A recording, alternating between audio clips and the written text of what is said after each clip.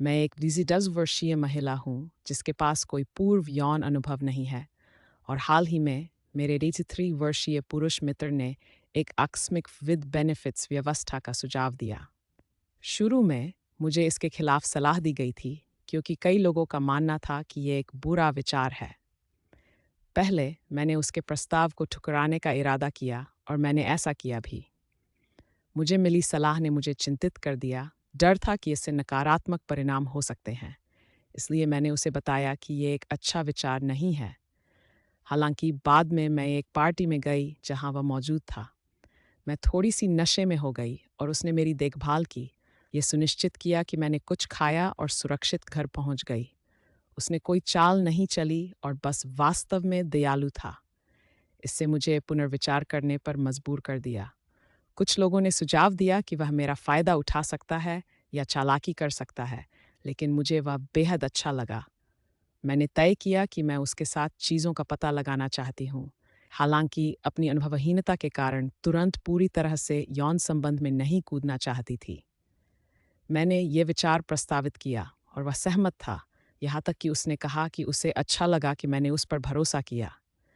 हमने कुछ नियम स्थापित किए और अपनी अपेक्षाओं पर चर्चा की। धीरे धीरे शुरू करने और आगे बढ़ने के साथ पुनर्मूल्यांकन करने पर सहमति जताई। हमने कुछ गतिविधियों में भाग लिया जो मैंने पहले अनुभव नहीं की थी, जैसे कि पूरी तरह से मेकआउट सत्र, भारी छेड़छाड़ और अन्य अंतरंग बातचीत। यह अद्भुत था।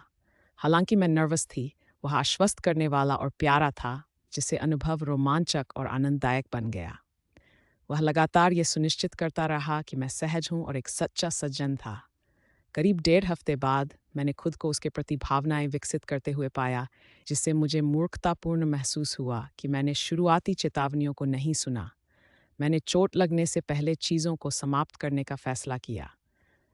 दिलचस्प बात यह है कि उसने मेरे चिंताओं को व्यक्त करने से पहले ही रुकने की इच्छा जताई।